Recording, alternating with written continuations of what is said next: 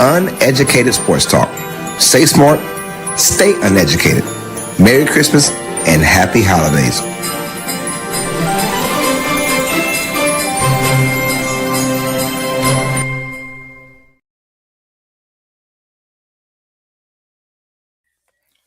Welcome all sports fans and everyone across the nation. This is episode 82 of Tuesdays with TJ, NFL podcast. I'm your host, Carlos Clayton. Oh, we finally got my man TJ in the building as well, y'all. Yo, don't fret, don't you worry, man. Hit that like button, hit that subscribe button, man. Thank y'all for showing love and support. This is episode number 82.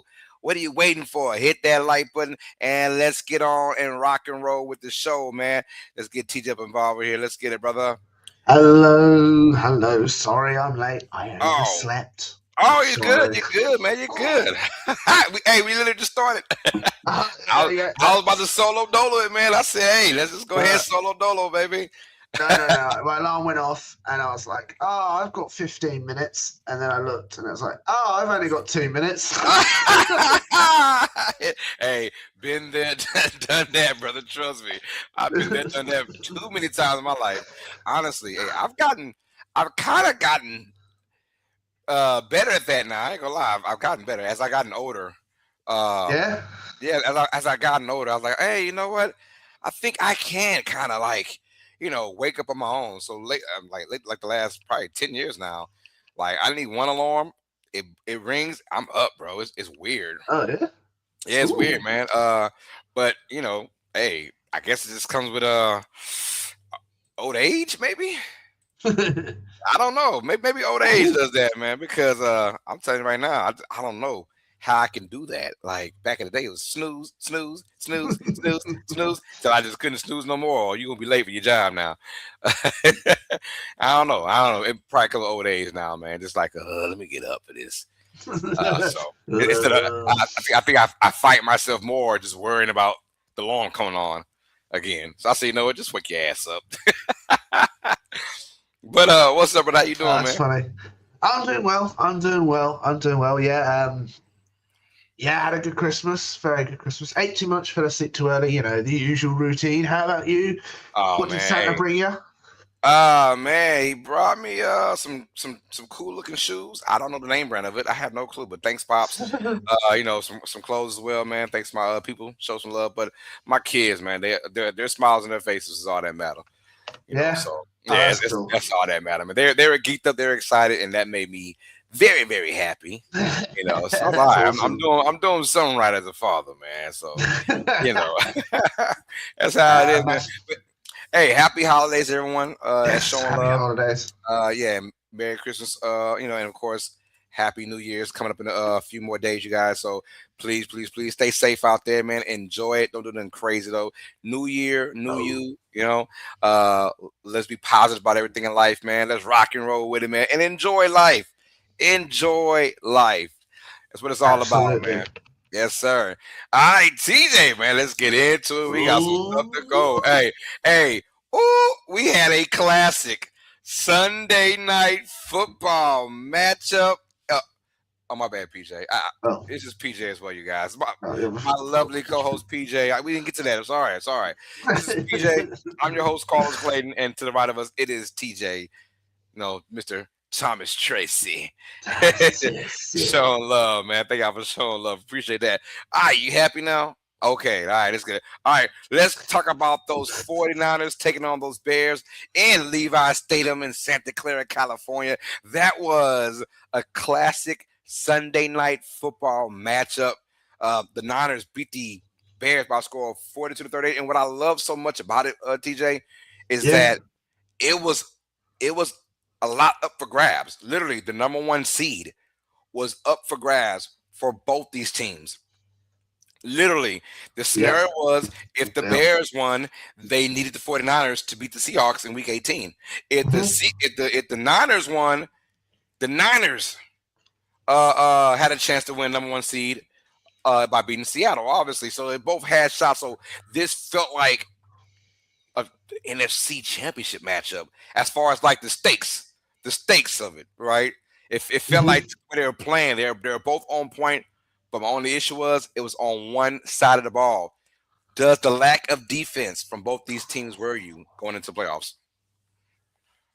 No, I think because we've seen the defense do this. It was just they didn't turn up that day. It made for a very fun game, really did.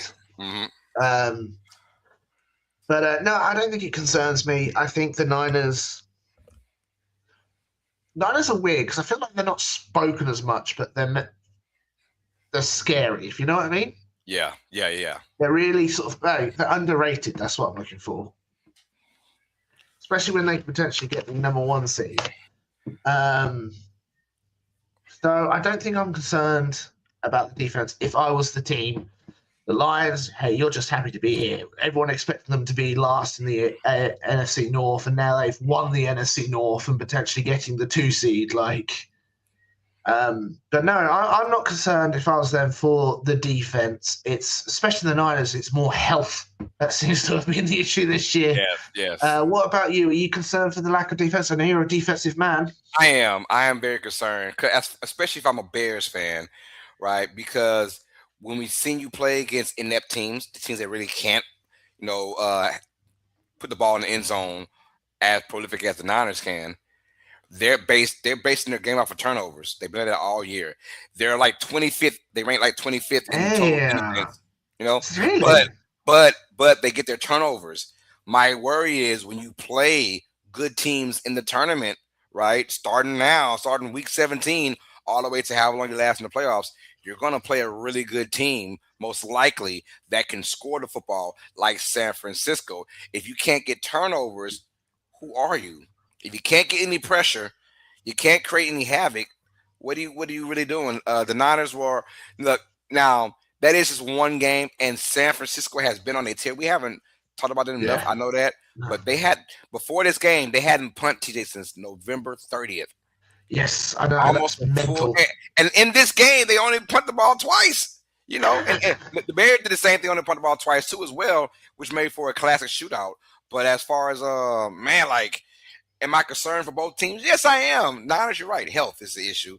But for the Bears, it's almost like we are a turnover team. If we can't get to the football, who are we? And I feel like that could cost them if they find themselves on the road somewhere. So they best want to get that number 2 seed where they win. That way, if you're on the road, it's for the NFC Championship game against Seattle or San Francisco, right? So you want to do that. But I am a little bit worried.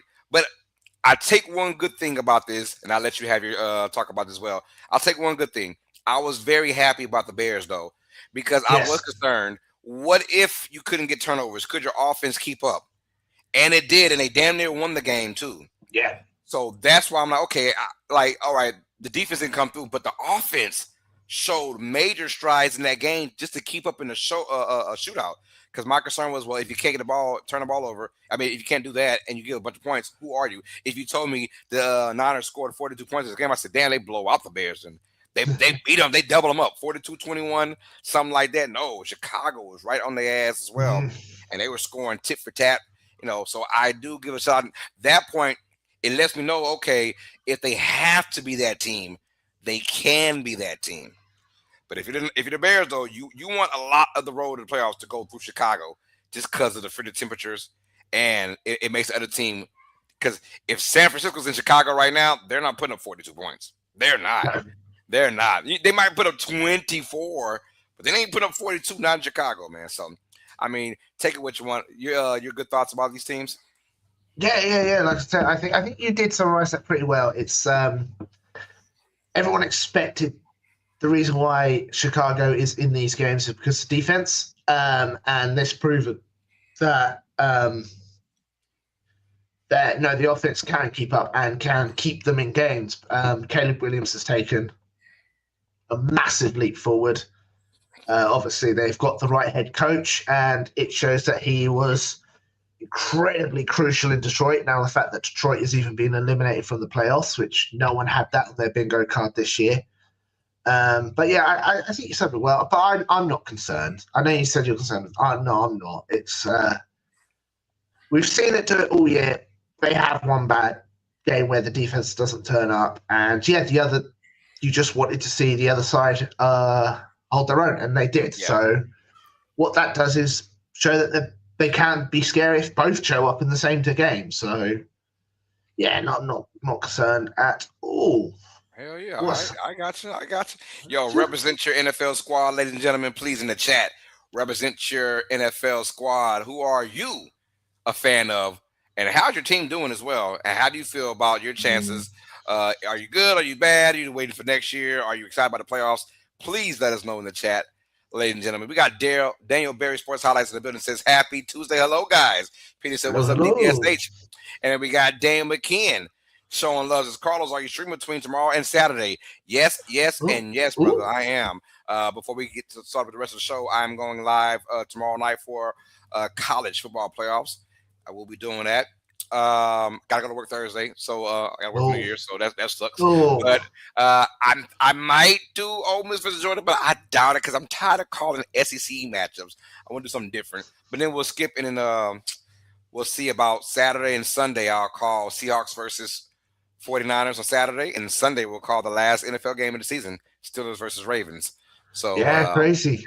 Yeah, we'll talk about that in a little bit as well. So get ready. Yeah, all right, let's keep it rock rolling. We had games also on Christmas and Saturday. This past Saturday, we saw Houston defeat the Chargers by a score of 20-16 in a kind of a record game, but it felt like it was at the Texans' pace. How dangerous can Houston be in the playoffs, TJ? Very, very dangerous. Like I said, I think I say every week I owe Houston an apology. I thought they were going to be terrible this year. They felt like they were lacking something. But that defense, are they still the number one defense in the league? Yes. That number one defense in the league allowed the offense to find its identity, to come together. And now both sides are humming pretty well. I think they had a couple injuries though, but very, very deadly with that defense. I like who doesn't have injuries this time, right? Yeah, no, that's true.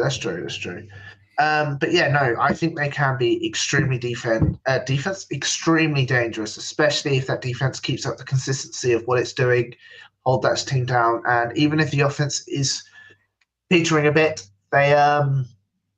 they come together at the later in the games and able to win. So yeah, I am scared if I'm in the AFC. Houston has potential to go quite deep into the playoffs. What about you? Oh yeah, I agree. Like past Texans teams, you felt like they were good enough to win the wild card round. Yeah. But you knew they had no shot in the divisional round against those Chiefs or the Ravens or whoever they're taking on, right? And I felt like this year, and call me crazy, I know the Chiefs had a down year, but I felt like when Houston went into Kansas City this year, probably about a month ago, whatever that game was, and they pretty much dominated Kansas City. Because mind you, like I understand that the Chiefs aren't the same team as they were in past years. They kind of are. The breaks just hasn't gone their way this year. So what I'm saying is for Houston to play kind of the same team, but now your mindset, I'm going to go in your town. I'm going to go in your home. And it's cold as hell outside. We don't care. Because our defense is about their life. This is the first time I can say they can actually take their talent on the road and win some games. Because if you look at Jacksonville, they take on the Titans. Jaguars should take care of Tennessee. So that'll make the Jaguars the AFC South champions and possibly the number 2 or 1 seed, depending on how things go. And then you can you'll have the Texans at that 5 seed taking on the winner of Pittsburgh and Baltimore. I'm like, yeah, I like my chances in Houston against either of those squads on the road. If I got to go on the road, let me get an inept team on offense, right? To where we got to make just a few more offensive plays. So I think they are very scary in these playoffs, man, because I don't want to see Houston. I don't. Not the defense, no. No, absolutely not. Yeah, I think you said that pretty well. They have the capabilities of going into anywhere and punch you in the face. Yeah, we talk about Houston. The Chargers played this game as well, and they lost, and they're currently now, I think it's 11-5 is their record. How are you feeling about Los Angeles Chargers going into the playoffs in the AFC? Because they're there, and they will be the 6th seed, most likely the 6th or the 7th seed, depending on what happens between them and Buffalo. I'm less confident. I think we've seen them be a bit shaky the last couple of months. I know they beat my Eagles, but that's not hard. But yeah, there's still some. Yeah, they're not as strong as we thought. So if they're currently the 6th seed, they'll be going up against Jacksonville. Right now, it could be Jacksonville, it could be New England, or it could be whoever's one right now. Who is number one right now? No, number one will get a bye. No, I'm saying, I'm saying who is currently number one right now? Oh, Broncos. So it all depends on who loses. Because if the Broncos lose, the Jaguars win. Jaguars with a tiebreaker will jump over Denver. If Denver loses, yeah, and the Patriots would probably be number 1 seed. So there's a lot going on. So that's why these teams start to play. Yeah, Los Angeles Chargers. I don't know if they're strong enough to. I can see them beating the Jacksonville Jaguars. I don't know if they're able to beat the New England Patriots or the Broncos. Mm-hmm. Where going back to the earlier teams, I can see the Houston Texans beating all of those teams. Maybe not the Houston. I think not Houston. Maybe not the Patriots. The Patriots seem to be on a different level this year, and Broncos are. I have to say, getting a bit lucky, but no, yeah, I'm. My confidence would be 100% if I was a Chargers fan. Let's just say that. I don't have no faith in Los Angeles. No, none. Zero faith in them. Their offense inept. Like they can't. They better pray they get, a Denver or whatever. You face anybody else, man. That vaunted defense, they are going to rip them apart. We've seen them now in the playoffs a few times under Harbaugh and under Staley, and how they performed. It ain't been good. It hasn't been good. And I don't see this team with their offense scoring as much. Their defense can probably keep them in the game a little bit.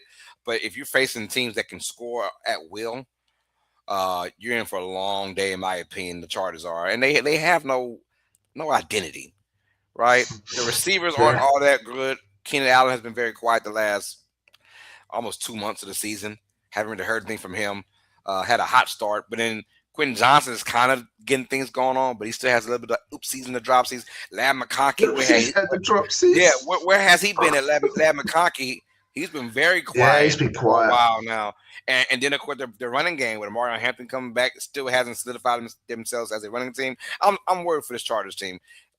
They better hope they have they take on New England or Denver, who can at least spot you a few possessions of not scoring, So when they're on the road, so I have no faith though in this team. Like to go far, maybe win a game. This is a wide open playoffs, so anyone can probably win a game. But if I had to give you my least team, and this is including a Baltimore or a Pittsburgh going in there, Chargers are my worst team in the AFC, in my opinion. Like, I have no confidence in it. Yeah, I think you're spot on there, because Buffalo, hey, they've not been good down the stretch, but you got Josh Allen. You know what Buffalo's capable of doing. Yeah, and then obviously you've got Steelers or the Baltimore Ravens, potentially. But even then, I feel like, yeah, you're right. I have more confidence in either those two teams than the Chargers. Right. All right, we got some love from Samuel Wilkinson. What's up, Samuel? Hi, Samuel. What's up?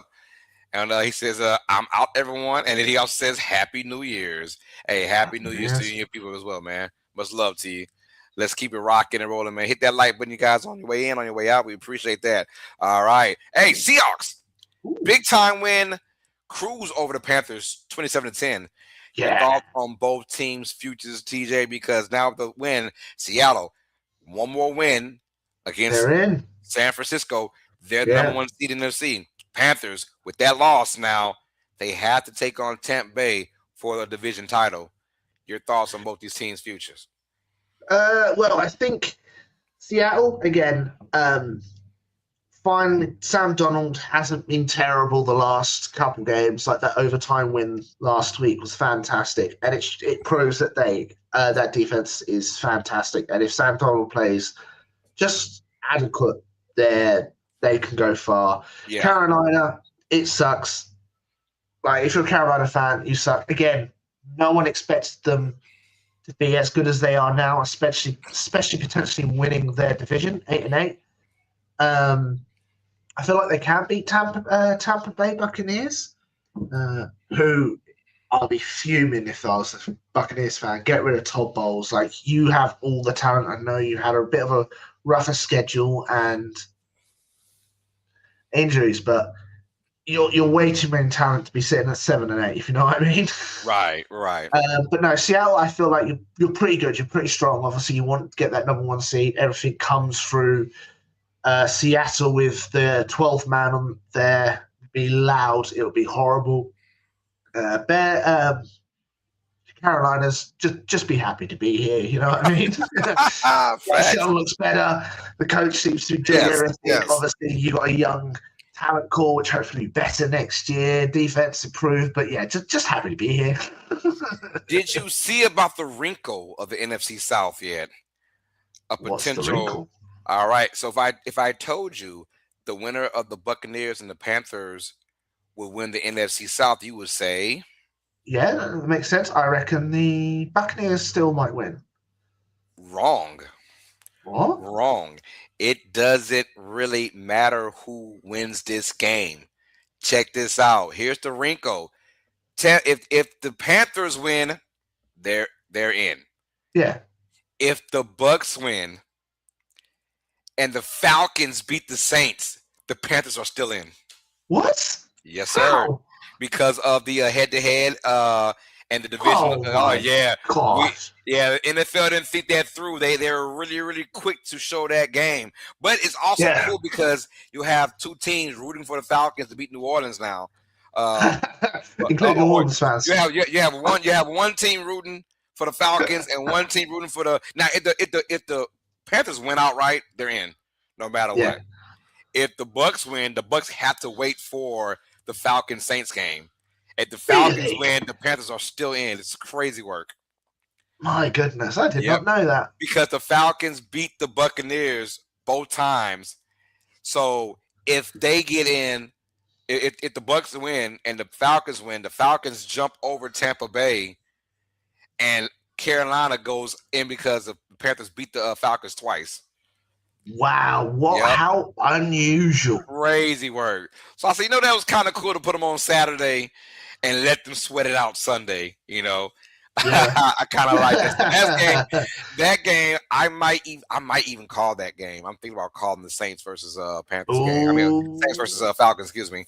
So I might even call that matchup for the hell of it, man, and then call the Steelers and Ravens that night just because it's going to be an awesome matchup. And, of course, as a Saints fan, I'm kind of excited now. 4 games in a row. So that was a crazy wrinkle I heard last night. And I was like, okay, that's crazy. How unusual. So, yes, now the Panthers win, nothing to worry about. But it is in Tampa Bay, so let's keep rocking and rolling with it, man. All right, we got the Vikings. Dominate the Lions. Yeah. 20-10. This is our bad now, y'all. Detroit is officially eliminated from playoffs. And first of all, I want to give credit because this is the bad section, but I do want to give credit to Brian Flores.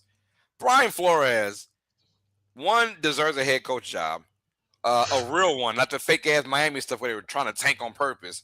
But secondly, that defense he's been trotting around for like the last 2 months of this season has been scary. If this team had any direction of a quarterback, this would be a scary ass team in the playoffs right now. Anyways, I'm talking about that. My question is the Lions, just like you're fighting for your freaking future and you only scored 10 points in Minnesota. Is Dan Campbell the reason to blame for the Lions being out the playoffs?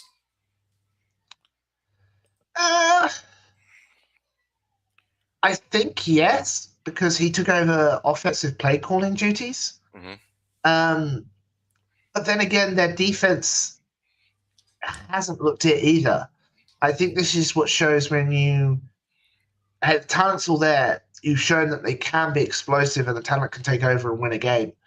But it shows how important the coordinators are. When their defensive coordinator, the defense hasn't been as strong as it was last year, and they've allowed teams score on them. weaker teams score on them. And the offense coordinator, Dan Campbell has lost him some games. Look at my Eagles games. If he didn't go for it on one of those fourth downs, they win those games. But he's like, I've got balls, I'm going to go for it. Some of the play calling was a bit dumb, but was it 4 interceptions Jared Goff threw? It was like you can't win a game if you're turning the ball over that much. But it wasn't the best play calling. Sometimes it's wise to be conservative. And they're going to get a new OC in the off season because Dan Carroll's okay at play calling, but I don't think he's the best. And Brian Johnson was incredibly important to that team, and I think this season has proven it that you need how important an offensive coordinator. Because I feel like sometimes if you've got an offensive-minded head coach, the offensive coordinator sort of falls to the wayside a bit. Mm-hmm. But no, he was vital. But again, they threw 3-4 turnovers. Like they ain't gonna win on that, especially with Minnesota being petty. They wanted to. The Lions are currently bottom in the NFC North, I'm pretty sure. Like, who saw that coming? Who saw that both the first seeds last year would get eliminated from the playoffs? Facts. The Chiefs and the Lions, ladies and gentlemen. Yeah. Both are not in the playoffs this year. And that's only they said the fourth time, like the last, I don't know how many years. They said like the fourth time, only like the last 50 years or something like that. That's only happened. Both yeah, it's crazy. I'm going to give a lot of the blame to Dan Campbell myself. A lot. Oh yeah, he has a rah attitude, and that could be great too. But those kind of things is almost like when it's going well, it's going great.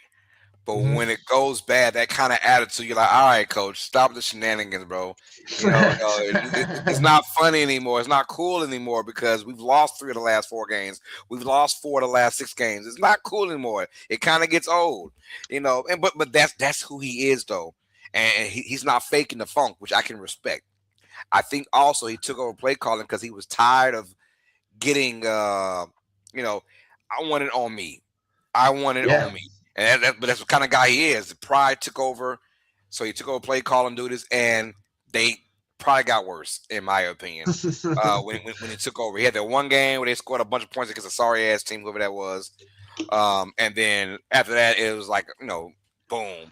So you're right though. One thing I like Ben Johnson. Ben Johnson's personnel was amazing. He knew when to get Montgomery in the game. He knew when to keep Gibbs in the game. He knew when to get this guy involved, that guy involved. He was very good at particular moments where Dan Campbell wasn't quite as good at that, and it came out to bit him in the ass. And it feels like that's Dan Campbell all over again. Every year he's finding some way to bite his own self in the ass. And I know he said, I'd rather be myself than my players. And he takes ownership of that, and I respect him for that. But this Lions team had all the talent, and I understand coordinators are very important. They are very important, but your personnel makes those guys, look good. Same personnel, pretty much, and it just, same personnel. You're supposed to at least go to the playoffs with this team. Didn't do it. I understand injuries happen. They were injured a little bit early in the season, but everyone's injured all year for the NFL, so there's no excuse. And they were relatively healthy going into this last game. But I felt like they were shook by the Vikings defense. Yeah. I mean, shout out to myself. I actually won my fantasy league. Ooh, I won. Congratulations. Second year in a row? Yes, not in a row, but a 2-time champion. Oh, I see. I won it in 21, and I won it in 25, so. Yeah. Congratulations. Yeah. It's about what's happening right now. So I'm the present champion of my fantasy league. So it was it a big pot? Yeah, I won $1,300. Oh yeah, yes sir. That's how we do it around there, baby. $1,300. Yes sir. Beautiful. But that being said, what I was saying, my opponent had Jared Goff as his quarterback. And he went -10 points. -10. Yeah, It was bad. yeah, It was yeah. bad. And might as well 11 because it was negative 10.92. So I might as well say negative 11. He wasn't. He was done. He was done from Christmas. He was done. So it was either him or Herbert, and he was scared of Herbert playing against the Texans. So he went with Goff. He went with Goff versus the Vikings. Anyways, what I'm saying is they look shook, and Goff looks shook. And the bigger question, or like, is Goff the guy? Like, can we still count on Goff to bring us to the promised land? I'm gonna still quickly say yeah about that. I'm not going to change my quarterback, but I know there's going to be some rumblings. Like, can he take us to the promised land?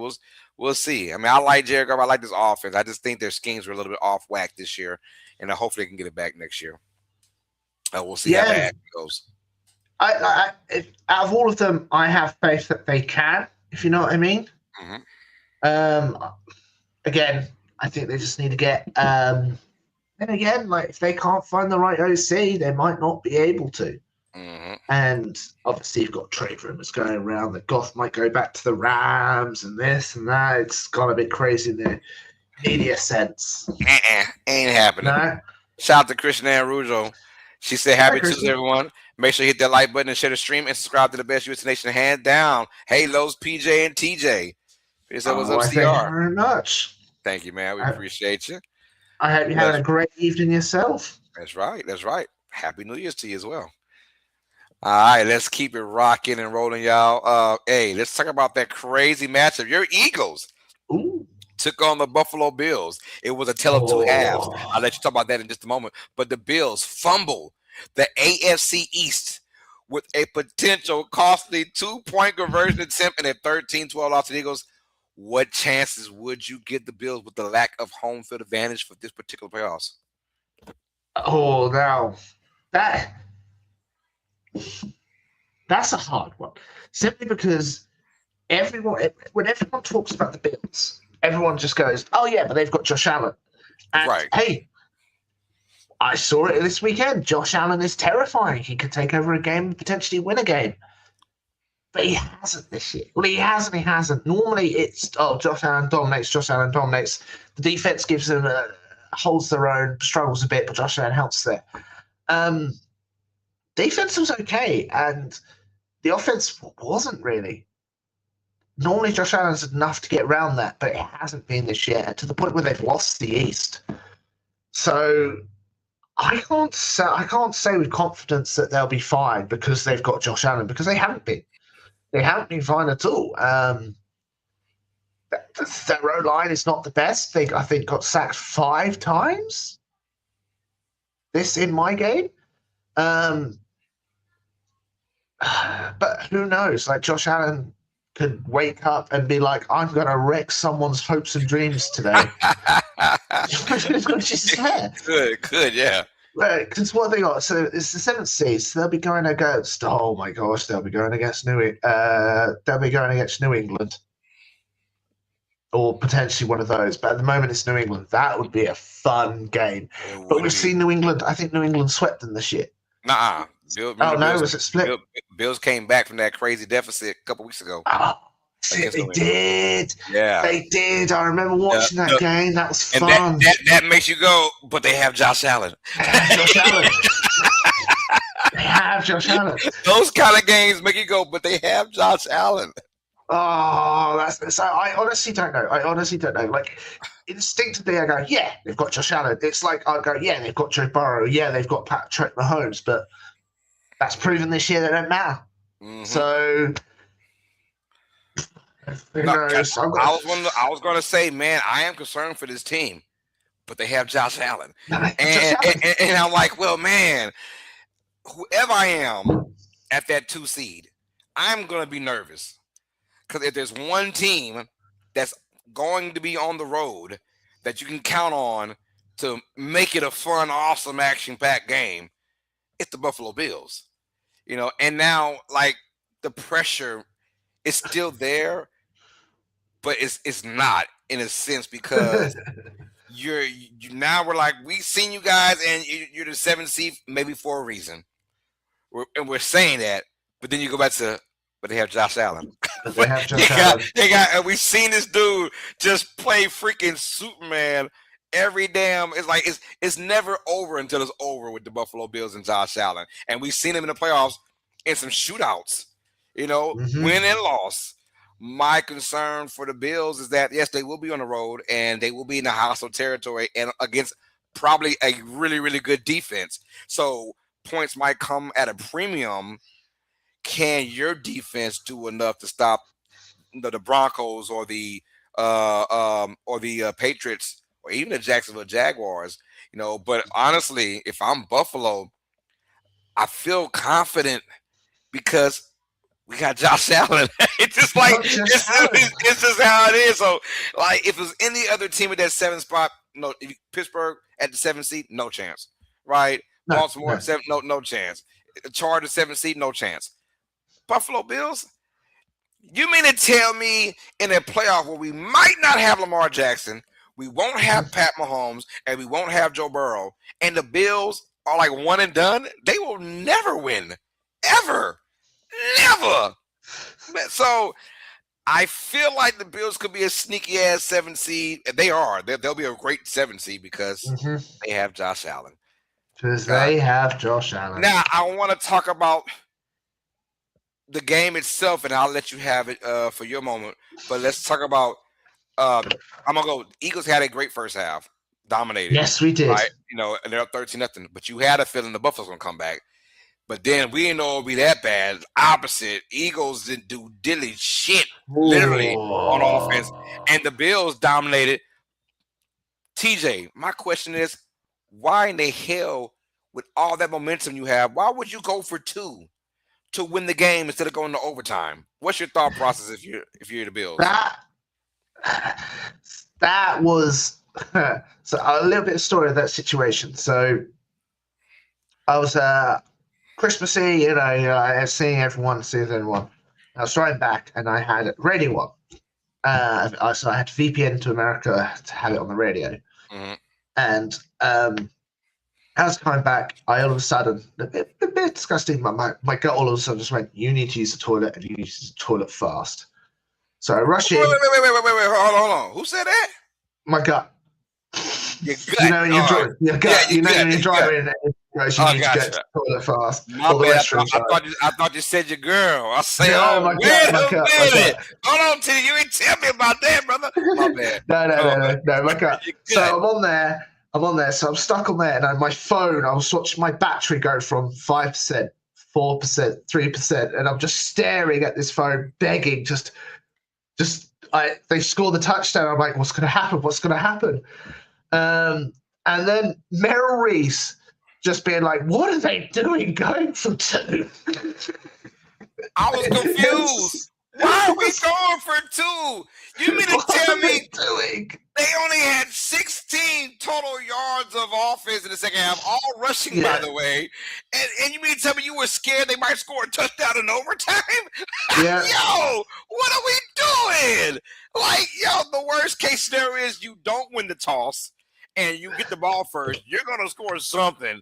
Can you stop the Eagles from scoring something? I think you could have. Hey, this is PTSD from the last time they went into overtime, where Jalen Hurts got the ball and decided to be him. And Josh Allen has never beaten the Eagles. He's never beaten the Eagles.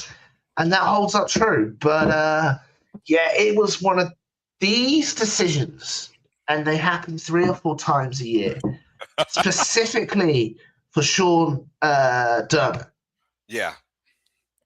Which, he's a great head coach. We know that. He is a fantastic head coach. They're always doing well. But these decisions, I think, are what people are pointing at when they say they need to get a new head coach. Like, they point out that he can only take him X far, and then he makes dumbass decisions like this, which costs them games. Normally, in vital situations like the playoffs, or potentially winning the keep them in the East race, because now they can't. They're not going to get home field advantage at all, and Buffalo is a hard area to play. I don't want to cut you off. I'm sorry for cutting you off. The stakes, though. Also, think about what's at stake. Not only the AFC East, the number 1 seed was still at stake for the Buffalo Bills. It made no sense to go for 2 because the stakes were so damn high. If this is week 4, week 12 of the NFL season. Okay, I'm with it. Dude, you the number 1 seed for the conference is still up for grabs. And, of course, the AFC East for home field advantage. What are we doing? I felt like it was the analytics that came in. Well, this feels like a perfect time to go for 2. Now, the play was executed. I mean, it was designed beautifully, but it wasn't executed. And Josh Allen was running for 5 for a second. He threw it. So if he throws a good ball, everyone's saying, that was a great call. I would still say, why the hell did we call it? Yes, you got lucky and it worked, but why the hell would you call it? Because what if it didn't work? In reality, it didn't work. And that drives me crazy. Let's go for 2 and get the hell out of here. For what? The Eagles were putrid. Yeah, we were. Putrid. I'll let you talk about that in a second, man. But hey, we got some folks in the building showing love. We got Andrew says, yo, what's happening? Carlos and PJ, happy New Year to you and your families. Peter said, what's up, Drewski? Good to see you. Let's go. Ashton Bertrand's in the building. It says, seen better things on the bottom of my shoe after I step in dog boo-boo. He must be talking about Cowboys, huh? Because they not in the playoffs, and the Eagles are. God dog it. What up, Ashton? Peter said, what's up, AB? Always good to see you, man. Happy late birthday. Ashton turned 30 yesterday. Good job, Ash. I'm lying, y'all. He turned 22. For some reason, he thinks he's turning 30 after 22. I don't know why he thinks that. Man, you've got plenty of time left. Plenty of time, man. According to him, next year he'll be 35. So I don't know. When you're a Cowboy fan, it makes you age quicker. I heard. Oh, so, it doesn't. Yeah, that probably would have happened. He just aged quicker because he's a Cowboy fan. All right, y'all. Let's get it in. Hey, TJ. Let's talk about your Eagles, man, with that narrow win. Hey, a win's a win. Cheer up. Hey, chin up. Cheerio. Cheerio. Chin up and carry on. Chin up and carry on. And drink some tea, dear lad. Carry on and drink some tea. There you go.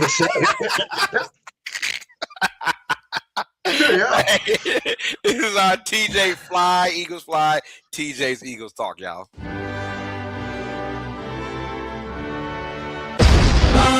Eagles, fly, on the road to victory. Well, welcome to what seems to be TJ's weekly moan corner. That's what it seems to be right now, where I just have a good old classic moan and a bitch about my Eagles. TJ, you want Trevor Diggs? No, I do not want Trevor Diggs, even though I think he might be better than Jackson. I've never liked Trevor Diggs. I think he was overhyped. Anyway, so yes. This is a tale of two halves, which is very common for my Eagles games, especially early on this year. Our offense will be looking fantastic. Victories will be great. We'll be doing so well. And then when the half comes, it's like, oh, we've got a lead. Let's do fuck all. And that's what we did this year. What, 5 drives, all punts. No, I don't think we got one first down in that, all of it, and it looked terrible. Absolute terrible. Even when in the first half, which was okay, it was okay. Like the only time we scored a touchdown is when our defense managed to turn the ball over from Josh Allen, and it was just, it was just terrible. Really, it was absolutely. Like, hey, no, let me rephrase this. Our defense is fan-bloody-tastic. We know we weren't going to get a 2023 season simply because our defense is so good, so young, and Vic Fangio is a literal god. They managed to stop Josh Allen consistently. We managed to force a turnover on downs, I believe, when they went for it on the 4th down in our red zone, preventing a score. Fantastic, absolutely. Jalen Carter, welcome return from injury, blocking the field goal, which is crucial, won us the game. Getting a sack, Moronojimo, Jelic Hunt, all of those, Jalen Phillips, fantastic. They made Josh Allen's life a living nightmare on Sunday. Defense is perfect. Don't change anything. Our offense, you have this talent. Oh, it's so frustrating because we could do so well, even if our offense was adequate. And I said last year that I've had a bit of hope last week, that I had a little bit of hope for my Eagles, especially after these two games. But is that because we're playing inferior opponents? I did mention that. Who knows? This week, it is a great opponent, a playoff opponent. We beat them. We did beat them. Barely we beat them. And that's because our defense was fantastic. They got no help. And they got tired, and they allowed them to score 2 times. Cool, whatever. Like, we should be able to win if our defense holds the opponent to 13 or 12 points, whatever it was. 12 points. And the fact that I was sitting there pretty much begging for our offense to do something on that final draft, and it was lost a large yards, point, punt. Great. Cool. Like, what do you think our defense is going to do with that? And they held it together. They did very, very well. And yeah, my goodness, it's just painful. It really is painful just seeing. It feels like a waste of a year, if you know what I mean. Waste of a defense of how terrible it is. Because, right, so we've got potentially the second seed if Chicago loses and my Eagles win. Okay, I feel like we could beat Washington. Chicago, I don't know who they're up against, and I am about to check quickly. Bear with me for 2 seconds. Chicago are currently going to go against the Lions. I don't know if Chicago could beat the Lions. Hopefully so. But do we get the second seed? Cool. Can our defense beat anyone in the playoffs? Yes. Can our offense? No. No. Kevin Patullo, we won't have a change of offensive coordinator because we've done so well. Do we fire them if we get kicked out of the wild card? Potentially. I don't know. I feel like I don't know if we go deep, do we get rid of Patullo? I want to get rid of Patullo. Is it worth losing? No, it's not worth losing in the wild cards, but we have to get rid of Kevin Patullo. People are saying, fire Nick, fire this. No, Nick's fine. He's not an offensive coordinator. We know that. He's not a great play caller. And he needs to hire better ones. But, we won the Super Bowl with Nick Sirianni. Nick Sirianni is fine. It's our offensive coordinator. And, yeah, it's rough. It is rough because we've seen this team explode, and it's just sad. And I can't believe I'm bitching about winning against the Buffalo Bills, but we didn't win with 30 points. But anyway, what's your take on my Eagles? Yo, I would say right now, yeah, they in trouble. they in trouble, man. Because when you look at the seating, whether you're second or third, man, you probably take one of them NFC West guys, and you're looking at you're staring at probably the Rams or the 49ers up in your grill, and it's like if you can avoid the Rams and the Niners and maybe play the Packers. Well, they can't do the Packers, but yeah, they can if we're the second seed. If you can get to the second seed and Chicago lose against I think they play Detroit or whoever it is. Yeah, Detroit. Something like that. If that can happen, then you have a good shot, of beating Green Bay. A great shot, in my opinion. But if you got to take on, if the Bears hold steady and win, and you got to take on either San Francisco, Seattle, or Los Angeles, I think it's Los Angeles, LA, or San Francisco, I think your two best chances were Seattle and Green Bay.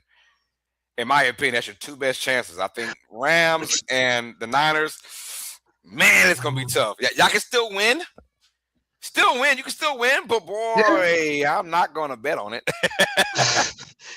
If you guys, there's a chance, but everyone has a chance, but not a great one. But if you could find a way to get Green Bay, That's your spot right there, Green Bay. Absolutely. We beat them already. Because if Seattle loses, they're the fifth seed taking on Tampa or Carolina. You know what I'm saying? So Seattle's not going to be in there. You're either taking on Rams or the Niners. That's your two spots right there, whether you're 2 or 3. So I don't know. I don't like those chances, but anything's possible. Eagles, at least you'll be at home. At least those two teams have got. And if I were you, I'm praying for some just crazy nasty ass weather. If I was you, I will Google, hey, weather in Philadelphia, Pennsylvania next weekend. So what I'm about to do is how to do a rain dance. That's what I'll do. How to do a rain dance. There you go. Okay. Symbolic movements, call the rain, focusing on honoring spirits. Yeah. Okay. I'll tell you what, TJ. If the Eagles win the wild card round, you got to do a video of you dancing, showing us your rain dance. You got to show us the rain dance because that's the only way I'm gonna believe that y'all won is that you did the rain dance. So now you got to show us. Yeah. So that's right, Chad. If you want to see TJ do a rain dance after the Eagles win, let us know in the chat, man. Let's go. All right, y'all. Let's spin our Fly Eagles Fly, TJ's Fly Eagles talk, y'all.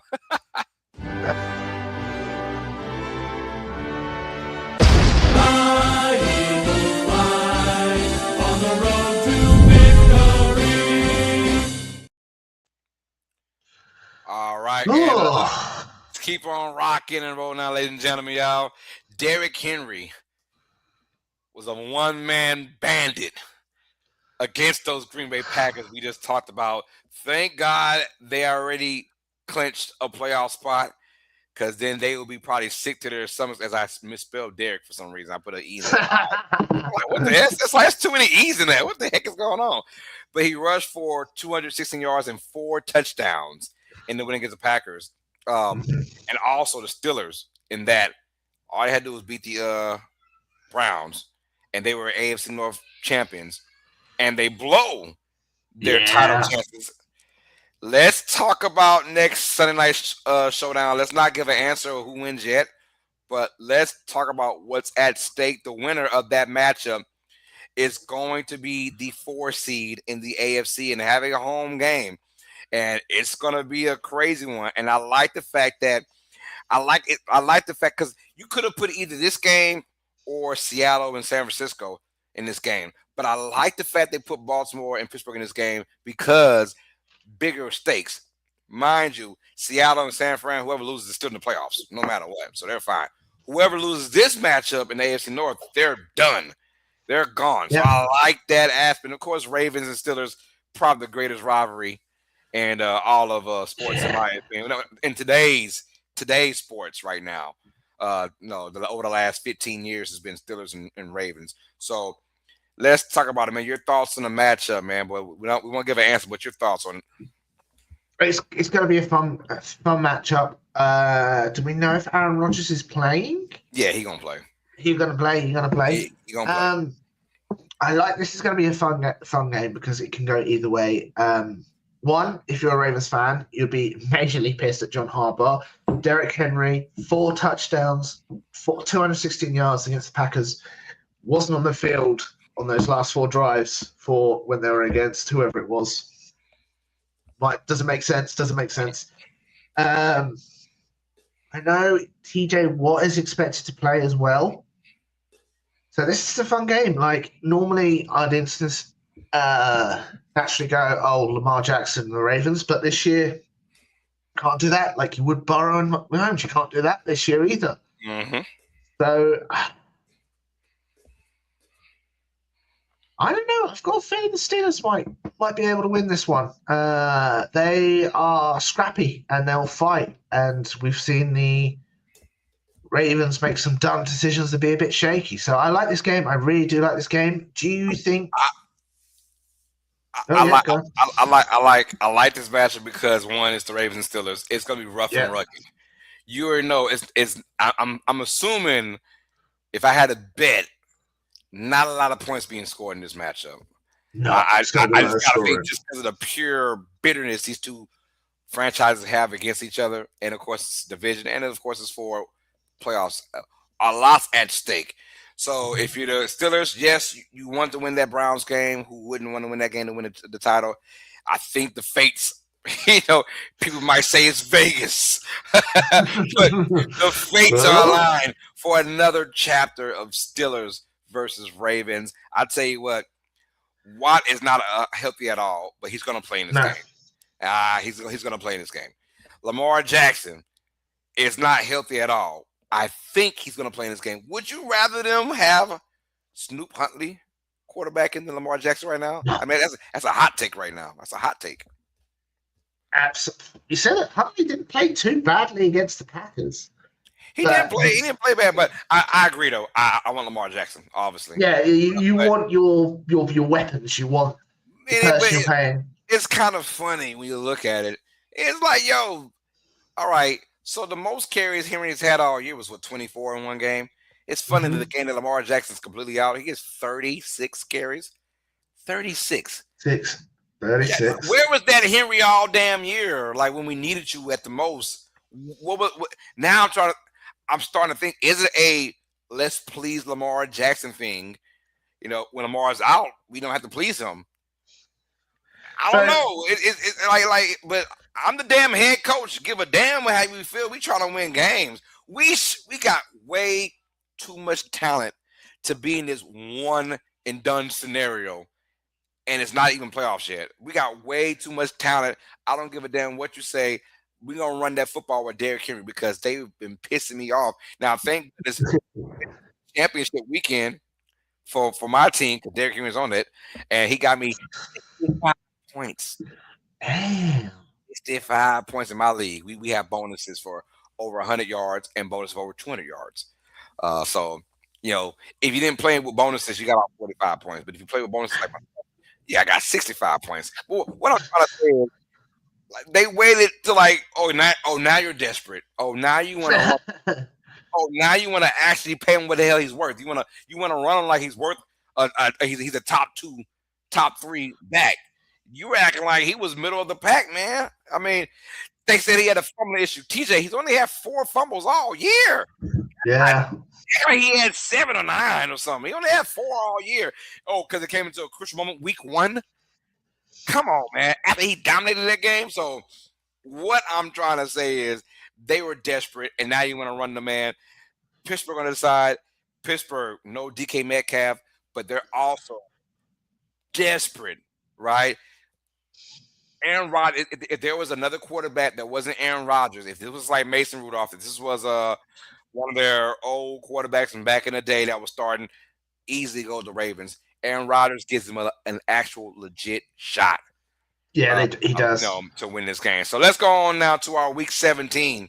Can I obviously, I brought up those ridiculous rumors last week about Burrow and Mahomes, and it's happening with Lamar.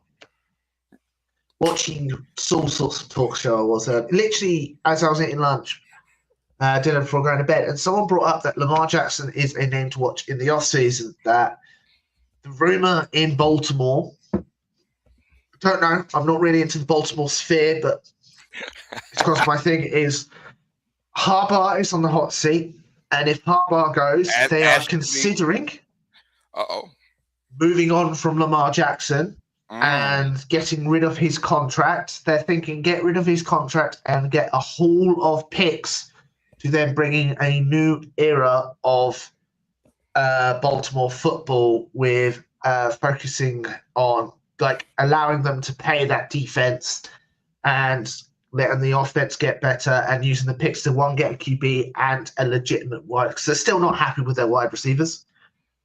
Which I understand, and especially with the aging Mark Andrews there. So, does Lamar Jackson get moved in the offseason? No, I'm not buying it. No, Harbaugh, yes, probably most likely. But Lamar, no, he ain't going nowhere. You know how much they will crush their fan base if they let Lamar go. The man is a 2-time MVP. like in just like 7 seasons. Like, dude has done a lot for this. I mean, yeah, they haven't won the big one yet, but I'm like this. At the end of the day, only one team wins Only it one all. team. Only one team. So all that Josh Allen and Lamar Jackson can't win the big one. Well, only one team still wins it all. That means a lot of teams can't win the big one. You know, we've seen Stafford, we've seen Mahomes, we've seen Jalen Hurts. Yeah. And honestly, and sprinkling a Tom Brady for a second, you know, when he was the Buccaneers. Sprinkling in a bit of Tom Brady. Yeah, sprinkling a little Tom Brady, right? In that span has been, I'm saying that's probably about a 10-year span. If I'm about a let's go. That is it. It's been. Yeah, I'm saying it's like it's not that many people. I'm probably missing one more person, but what I'm saying is it's yeah, I said him. Yeah, I said Stafford. Oh, you said Stafford. Yeah, I said Stafford. I said Mahomes, Hurts, and sprinkling Tom Brady. You know, and he's gone. So, like, you look at who else is available that's won it all in the last 10 years. It might be somebody else, but I can't think about it right now. But in 10 years, it was Foles as well. Because 2016 was Brady, then it was Foles. Not in the league. Foles not in the league, Brady not in the league. So what I'm saying is only one wins it all every year, and we've only had a few, which means a lot of the teams, you know, like, come on, you can't just, we have one bad year, let's fire everybody. You know, let's throw them to the ground. So I'm fine with Lamar Jackson staying. I don't want to see, because if you say Lamar's gone, then you're going to go another 10 years without winning the Super Bowl until you get your quarterback. Come on, man. You got it right there. If you just have some balls on you, John Harbaugh, you know what I'm saying? And make sure Derrick Henry gets the football in spite of Lamar Jackson, whether he's complaining or not. I have no clue. I'm not in that in the ear. I'm not a fly on the wall in that building. But I'm just saying, like, Derrick Henry, he's got to run the damn ball. It's as simple as, but I feel like we've been saying that for a lot of years, not just Derrick Henry, any running back that's been with Baltimore over the last 5 or 6 years, right? Yeah, no, that's true. They had a Mark Ingram and like Gus Edwards tandem. You know, they had it. Yes. So I'm just saying, even back then, we like, run the damn ball. You're the leading rushing team for the whole damn year, and you get to the big game and don't run the ball at all. It's just kind of weird. So only one team wins, so I wouldn't be too harsh on Baltimore. You know, hopefully one of them's going to go to the playoffs. We'll find out soon this Sunday. But let's get to the games, y'all. Our Week 18. Final week of the NFL regular season, TJ. Week 18 is flown by. Wow. Last week. Last week and last month of football, of NFL football. Crazy. Don't say that. It's depressing. Crazy work, y'all. All right, let's start off first. TJ, first. Saturday, we got 2 games. The first game, 3:30 p.m. Central Time. The Carolina Panthers taking on the Tampa Bay Buccaneers. TJ, who you got in this game and why? He's got to think about it. I want to think about what's our records like. How much leeway do I have? Oh man, you got a 9. You said 9. We tied again. We tied. We tied again. Okay, cool. We both went 10-6. Okay. So I've got a little bit. I've got 9. So we have to be the same on 9. Oh my goodness, you won, bro. Ain't no way we can go 9 different in this one. Hey! I could charge it. It's just TJ in it. You haven't done it yet, man. I think I'm going to go with Carolina. I want to say the Buccaneers. I just don't trust them right now. And that sucks. This could be Mike Evans' last game as a Tampa Bay Buccaneer. Mm-hmm. He's a free agent this year. That's crazy. He is a free agent. And obviously, that's the other scenario where the Atlanta Falcons might beat the Panthers. And might beat the Saints. So Carolina might get in anyway. But I think Carolina, you lost to Seattle. Cool. Seattle's the 1 seed. Don't beat yourself up on it. With Buccaneers, they're calling for Todd Bowles' job. What about you? Who you got? I'm going with the Buccaneers. Oh, I think the Bucs I think the Bucs at home get it. Think the Bucks at home get it, man. If this is in Carolina, I would 100% say Panthers. It's in Tampa Bay. I'm gonna go with about a 55% chance the Bucks win this one. That's just a random number I spit out. But I think Tampa Bay being at home with that crowd, electric, man. I understand they have been playing some terrible football over the last 2 months now. It's been hard to watch, man. But the Panthers don't really scare me if I'm Tampa Bay. I'm at home. Everything's in my possession. Give me the Buccaneers to win this matchup. I'm going Tampa Bay. Yeah. Hey, I get it. So that's one. There's one there. Let's go with our last game for Saturday, the main event. I will be calling this match, you guys, from UNeducated Sports Talk. Good one. Yeah, we'll be calling Seattle Seahawks taking on the San Francisco 49ers, y'all. Saturday Night Football. I'm going to go first. TJ, give me those 49ers. I've been saying it. Give me San Francisco. They are going to be the NFC West champions and the number 1 seed in the playoffs. And I would have never thought after that horrible start to the year, they were like, weren't they like 2-4 at one point? Something like that. They were like dead in the water. Mac Jones was starting and were playing okay. Everyone was like, that's their season done. And they've come back. Shout out to Mac Jones, though. Shout out to Mac Jones. Shout out to David Mills as well for the Texans. People don't realize the Texans didn't start winning till Stroud got hurt. Davis Mills won 3 games in a row. The Niners season was kind of dead, but then Mac Jones came in there and won like 3 out of 4 games for them. And at one point, people were calling for Mac Jones to start over Brock Purdy. I know. I mean, so shout out to those guys. That's what backup quarterbacks are supposed to do on good teams. They did their job, man. I'm going with the Niners. How about you? I'm going to go with Seattle Seahawks. I think that Seattle Seahawks defense is bloody terrifying. Mm-hmm. And I think they're able to shut down Purdy.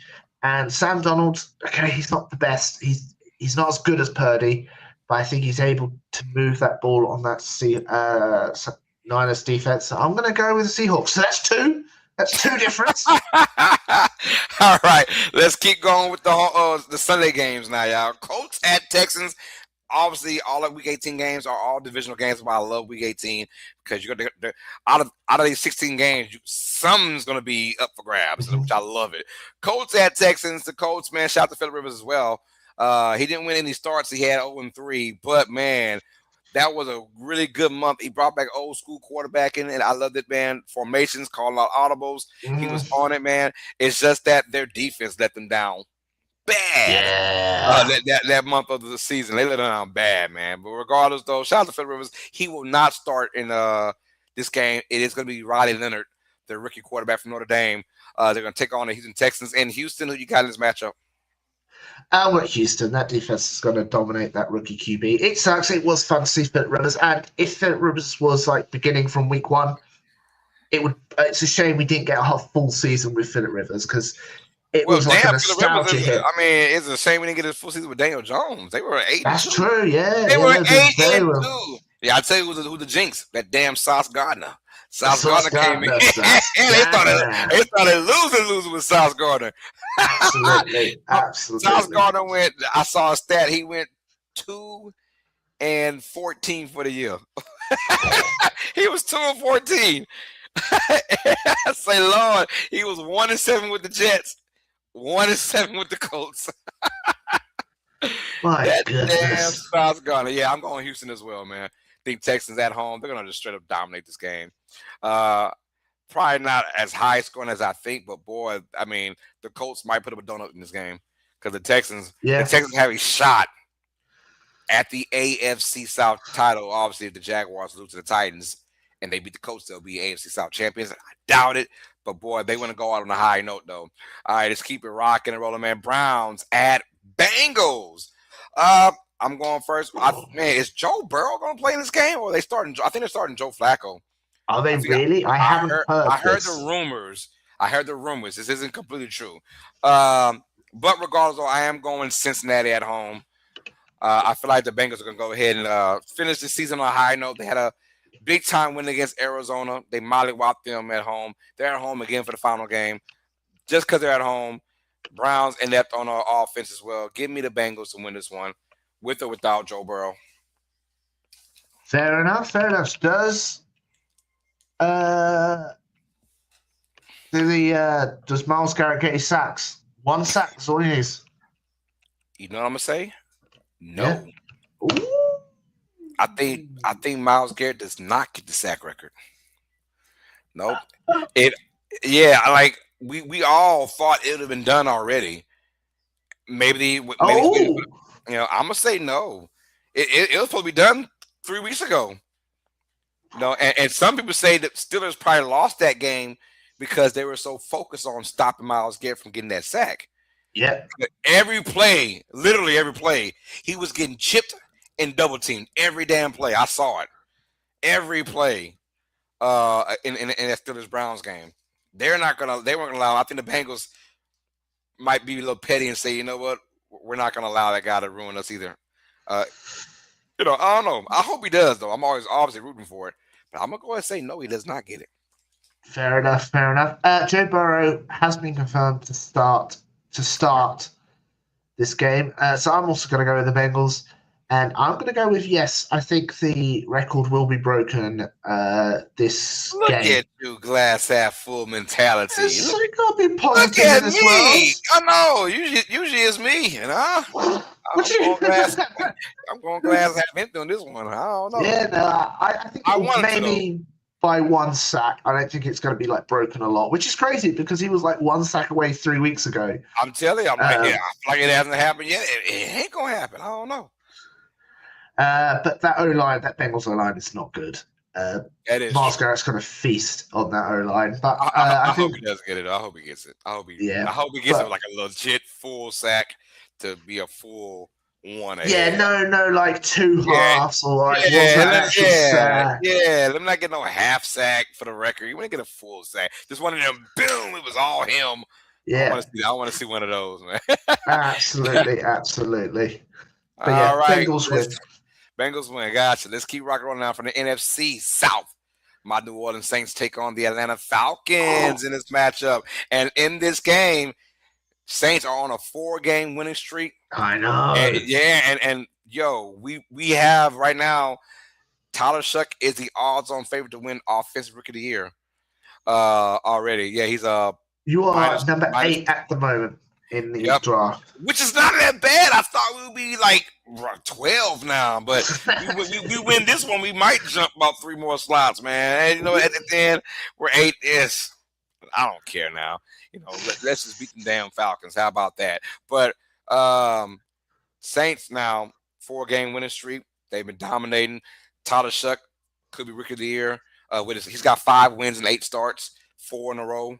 And on top of that, now we've been playing some really good ball. Chris Olave has, after I dogged his ass out about 6 weeks ago, he has been on a tear ever since I dogged him out. He has been looking like the number 1 receiver when I said he wasn't a number 1 receiver. So a lot of good things going on for New Orleans.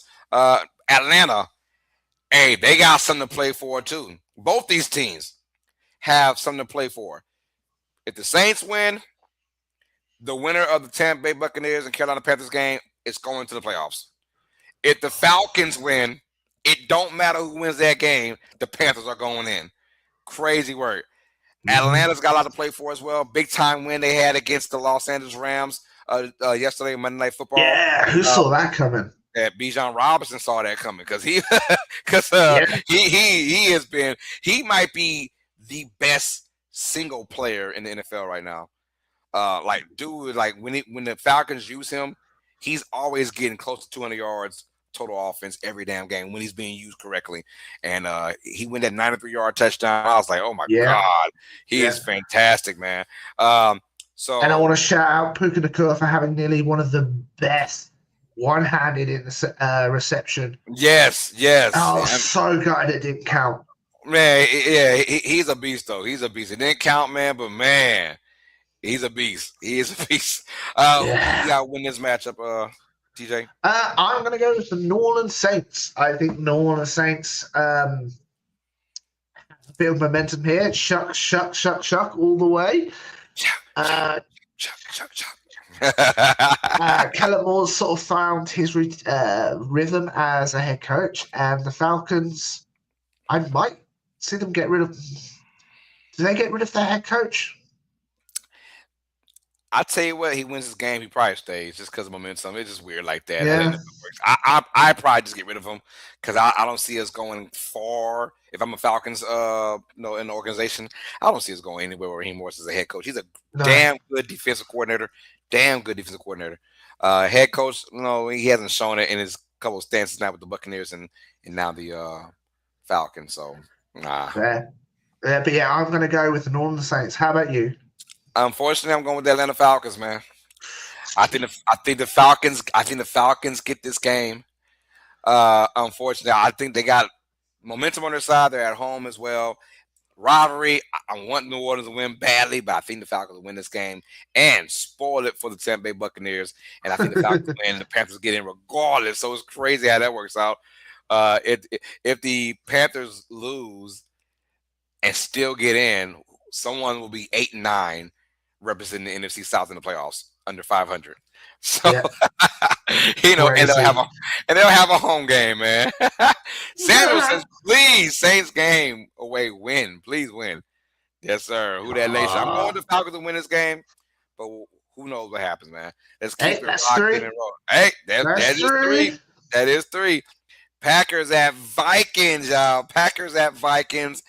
NFC North showdown. Packers, they're in the playoffs now. They're just trying to get healthy, TJ. Yeah. Just trying to can we get healthy? Because they are stuck at that 7 seed. They ain't going nowhere but the 7 seed. So interesting who they'll face as number 2 seed. We'll find out at the end of Sunday. But Packers take on the Vikings. I'm going to go with Minnesota in this game. The Vikings at home, defense has just been phenomenal. Packers have nothing to play for. They're probably going to sit a lot of guys out in this game. I think they'll sit a lot of guys out, man. So, as my pen just went out. What the hell am I doing? No.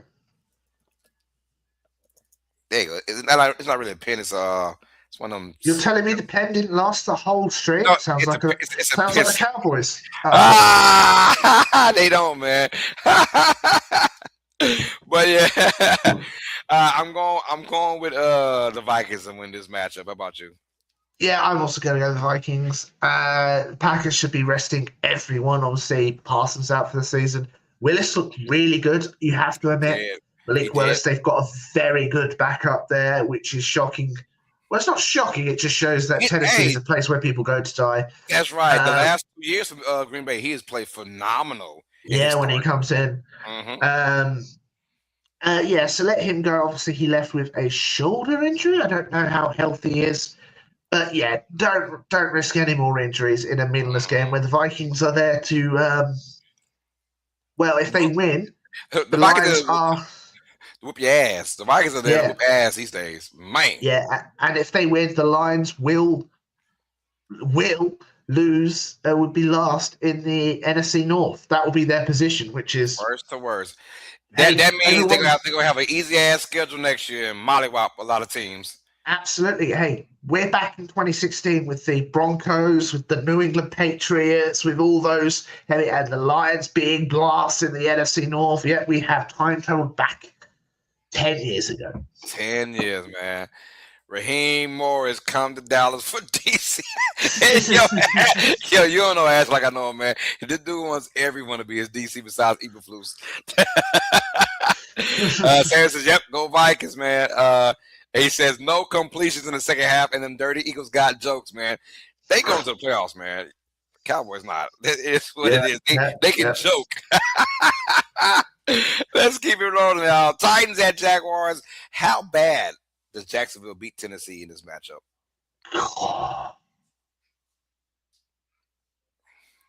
What? How bad does Tennessee beat Jacksonville? Did you just say? Oh, I meant to say Jacksonville beat Tennessee. I thought I said it. How bad does Jacksonville beat Tennessee in this matchup? I said that. I don't know. You gotta rewind that back. We've got tape. We'll go watch the tape. That's it. We need to watch the tape. I meant to say, how bad would Jacksonville beat Tennessee? I am actually, because is this a meaningless game for Jacksonville? No, they can win the 1-1 seed, can't They they? get number one seed. Yeah, they need Denver. Yeah. Yeah. Then it will be like beating up a dead body. Because are they? They're tied. Are they tied with New England right now? Are both teams 12-4? Jacksonville. Yes. No. New England has 13-3. 13-3. So they need both Denver and New England to lose. Then okay. Lose. Yeah. So obviously, I don't know. If those two teams lose and Jacksonville wins, Jacksonville will be number one seed. And obviously they play after Jacksonville. I'm pretty sure. So. Good scheduling by the NFL, forcing Jacksonville Jaguars. Yeah, forcing the Jacksonville Jaguar to punch the Tennessee Titans in the face. Jacksonville are going to dominate. I'm pretty sure they're going to do very well against Tennessee. But Tennessee have been putting up a fight recently. Mm-hmm. They have. They have. It Cam Ward. Their rookie QB is starting to understand. So obviously it's a shame that he doesn't have the support there from a head coach. If they had like a head coach to learn the system, that's all going to change next year. But Jacksonville Jaguars should win this. Yeah, I'm going Jaguars. I think it'll be, I can say a blowout, but I think Tennessee hangs in there. It won't be a laughing stock. How about that? I think Tennessee puts up a fight, but give me Jaguars. Look, too much momentum going on. Jaguars offense has been like quietly one of the best in the league the last 2 months some change. About 9 weeks now, they scored 25 plus points. So quietly, this team looks damn good. They've got the offensive pieces. They've got the running back, the receivers. They got the quarterback, in my opinion. Their O-line has been playing some fantastic football. Lawrence hasn't taken many sacks anymore. That means he's not throwing a lot of bad passes anymore. Mm-hmm. I feel like they're gelling at the right time. And, win or lose, they'll be hosting regardless of a playoff matchup, and they're excited about that. I'm going to go with Jacksonville as well to win this one. Okay. They'll win. They win by 14. All right, 14, okay. 31-17. I see it. I see that like that. That's what's expected. Yeah, I mean, but the matchup, the win won't be in any doubt at all. No. All right, let's go with the Dallas Cowboys at the New York Giants. NFC East matchup. Cowboys went over the Commanders on Christmas Day. Giants beat the Raiders, but I feel like the Raiders would have let anybody win that game because the Raiders did not want to be there, it looks like. And that was a bad. I don't know why I even picked the Raiders to win. I just thought, they'll come out there and have some fight, man. Shit. That was bad. So, anyways, I'm going to go with the Cowboys that'll win this matchup in New York. It will be a close game, just like that Commanders game on Christmas. Cowboys, if this is a home game, I will go with the Cowboys kind of easily. There is no Russell Wilson to throw that moonshot like he did in week 2 or 3. Giants at home, just inept on offense. They will score a few points against the Cowboys, but the Cowboys will also return the favor and just score more points. Give me Dallas to win this game. I agree. I think, Jackson Dart looks very good. Obviously, system's going to change, so you can't really take all of it. Who knows about the new system? Cowboys just released Trevon Diggs. People were a bit shocked about that. Personally, I know someone mentioned earlier. I did acknowledge it. Ashley says, "Do you want him?" Ashley, no, thank you. I've never been a fan of Trevon Diggs. I think he was a bit overhyped. He had one good year and sort of coasted on that. I think because he had loads of picks. But was getting beat left, right, center. At one point, he had led the league in interception, but it also led the league in yards. That's it. Yards. So it was like, all right, tit for tat. And then he got the Achilles injury. He ain't been the same. And then, of course, he said there was a TV he was mounting that hit him, and he had a concussion. Yeah. That's a lie out this world. That is a lie. That is a lie out of this damn world. If something bad happened, he don't want to say nothing. Ain't no TV. Yeah. You mounted felony and you caught a concussion. Hell nah. You couldn't pay me to say that as an NFL player. All right. That's funny. So you going to Cowboys? I'll go Cowboys. Yeah. Gotcha. All right. Cardinals at the Rams. Now, I will be surprised if Stafford plays the game. Honestly, there is nothing to play for. You're going to be either the 5th seed or the 6th seed. So they kind of really don't care, or do they care? Because if you do win this matchup, you can probably avoid Chicago/Philadelphia, or you could take on Tampa Bay or Carolina. Ooh. So maybe they still have something to play for, in my opinion. I'm gonna go on the edge and say they do. I'll let you go for who you got to win this game. Oh, I think on the Rams. Even if Stafford doesn't play, the Rams are too good of a team. Cardinals play hard. We know they play hard, but this is the fourth year or whatever it is of them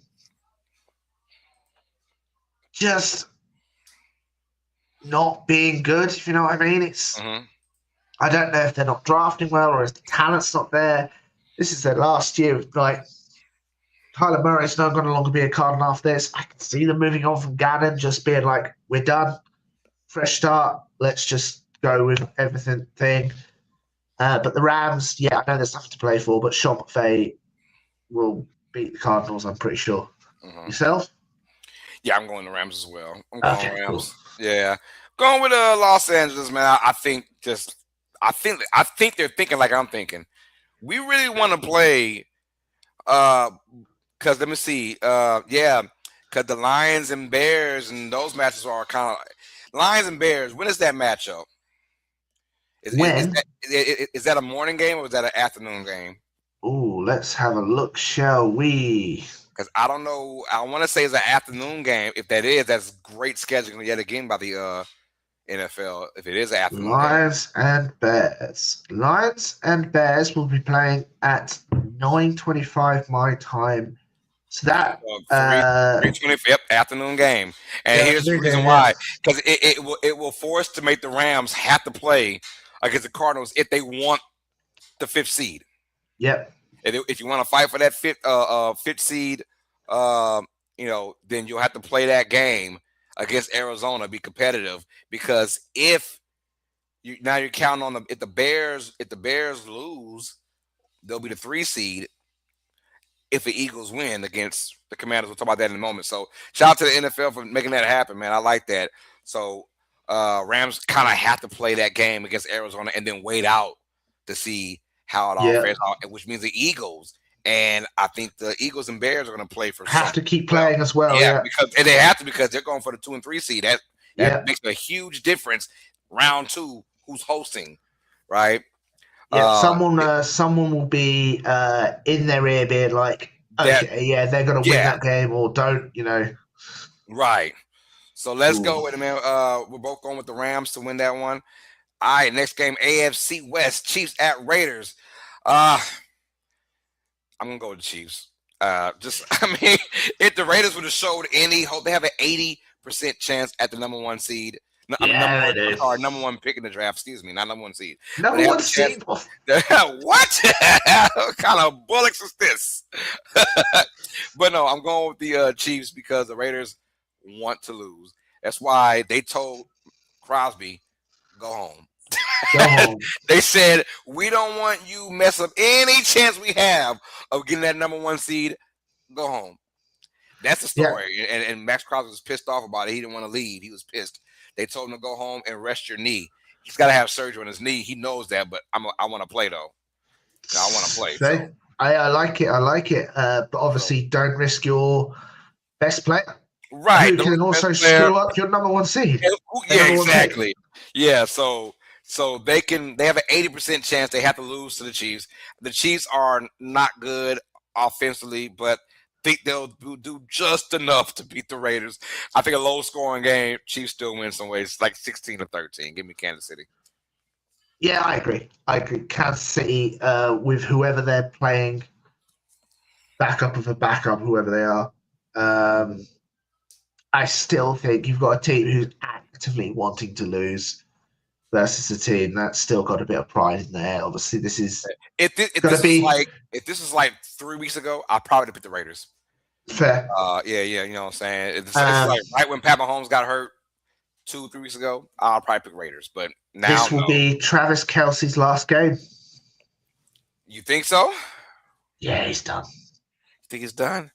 I think he comes back one. I think he comes back one more year. No. I think he just does just because he loves football too much. Oh man, no, he's looked. I think he just does. Give me one more full season, and measured whatever happens. 40 time with a sundial. Man. I'm just saying that the love of football. I had a dream. Did I tell you about my dream I had? No. Like 2 weeks ago. I kid you not. I had a dream that the Chiefs, this draft, somewhere in the 5th or the 6th round, got a tight end, and he wound up being like the greatest tight end ever.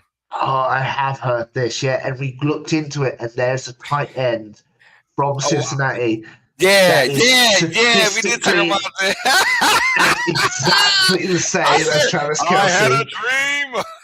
Yeah. I was like, yo, did they just get the best, another tight end that was great? Anyways, we'll see what happens. Let's keep it rocking and rolling, man. We got the Commanders at the Eagles, man. Who you got in this matchup? I had the Chiefs, by the way, winning. I don't know if I said that. Yeah, you did. I'm going to go with my Eagles. Again, it doesn't look like we're going to sit any starters. And Washington, we've got Marcus Mariota. I think all depends on the Chicago game, if we play a full game, but I think we can beat this game. And hopefully this is a bit of a momentum builder for my Eagles. Is that the same time? I imagine the same time, Same time as well, yeah. Hell, hey, good job, NFL, man. That's awesome. Good job, NFL, yeah.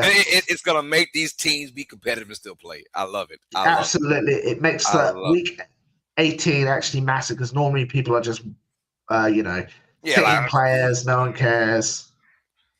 And the fact that the Eagles care about this game will make the Commanders care about this game. You're not about to just whoop our ass. Hold on. You know what I'm saying? and the fact that, like, the Patriots care about their game. The Dolphins care about it. That the Rams care about their game. What makes the Cardinals care about it? You're just not going to come out there and just beat our ass like that. All right. So, yeah. So I get it. I'm also going with the Eagles as well to win this one. Yeah, I just think the Eagles at home. They already beat the St. Commanders team on the road a couple weeks ago. They ain't scared of this team. There's no offensive power. Yes, Josh Johnson played a decent game against the Cowboys this past Christmas, but it won't be the same against this Eagles defense. Give me Philadelphia. I'll tell you what, one thing the Eagles do have, which I was nervous about a couple years ago, when y'all had the same kind of slide 2 years ago, your defense wasn't clicking at all, right? And the offense. This year, the defense has been y'all main. If you could bring that defense in there and hopefully get a 90-yard touchdown run from Saquon Barkley here and there, we'll see how that goes. I mean, that's what's been so straight. This defense, obviously, I know he left, but our defense is so bloody good. If our offense was just adequate, 16th in the league, I'd be like, yeah, we could go far. But it's just because they don't do fuck all. Sorry. No, you're good. You're good. Dolphins at Patriots, AFC East. Patriots have clinched the AFC East, but there's still a lot more to play for. Have a chance to get the number 1 seed with a Denver Broncos loss. Dolphins obviously started. Quinn Ewers had a great game against Tampa Bay. Very good game. I was very shocked with their win against the Buccaneers, but I was like, yo, I didn't expect that kind. Is it like, are the Bucs just looking that bad lately? Yes. Yeah, I think so, yeah. Or is Quinn Ewers looking very comfortable in the Dolphins offense after 2 weeks now of being a full starter? Yes. So we'll see how that goes. Who you got in this matchup? Right. I'm going to go New England Patriots. I think they beat Miami Dolphins because they're going for the number 1 seed where the Dolphins are going to blow it all up in the regular season. I think that's pretty much been confirmed, hasn't it? Yeah, it has been pretty much confirmed. When you shut down let's just take a look at who we drafted. Let's have a look at how good he is, and he comes out looking like that. It's like, usually it's like, all right, the last week of the season, they went 3 weeks in before the year ends. They said, let's get out the way. So could be, I don't know. But I do like Patriots to win this matchup. What I like about New England, their schedule has been bloody easy. They've only beaten 1 team above 500 all year, and that's the Buffalo Bills. Bills. Their schedule is the weakest in the NFL at .346 winning percentage, right? It's ugly, right? But what I love is last week we said they're going to blow out the Jets. How many times have we said that a team's going to blow out somebody, and then they keep it close, and they don't blow them out? This Patriots team, they can run the ball on your ass. Drake May has been playing some phenomenal football. He should not win MVP over Matt Stafford, though. I don't give a damn what no one says. You can't have the easiest schedule in the NFL, right? And then win MVP. I'm sorry, you just can't. But Stafford has played the Niners twice, Seattle twice. He's played the Eagles. He's played whatever. He's played some tough ass teams all year. He cannot. I'm sorry, Drake May just can't win MVP over Matt Stafford. I'm sorry. But what I'm saying is, they blew the hell out of the Jets. Blew them out. And how many times we said, man, they'll blow them out, and the team keeps it close. And they don't blow them out. The Patriots did that. They bought that action. I like this Patriots team. I hate to say that because Tom Brady is gone. I'm like, all right, Tom Brady's gone. Yay. Oh, damn. Here goes Drake. Might I say, I've got to say the story. So I was also in my fantasy playoffs. It's not competitive to yours. There's no money, and it's quite a small league. You think...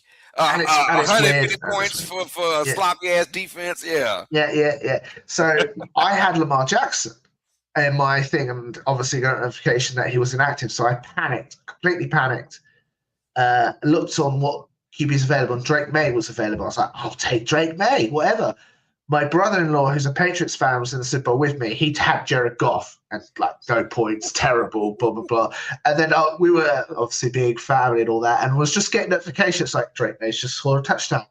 Oh, Drake May scored a touchdown. Damn. So he was watching his team destroy the Giants and then simultaneously losing fantasy at the same time. So just this molly-wop on them. Yeah, damn. I was like, thank you, Drake. Damn if I do, damn if I don't, man. That's crazy. But we're both going with the Patriots to win this matchup. Yes. They should win it. I would say I think Dolphins got a lot more fight than the Jets do.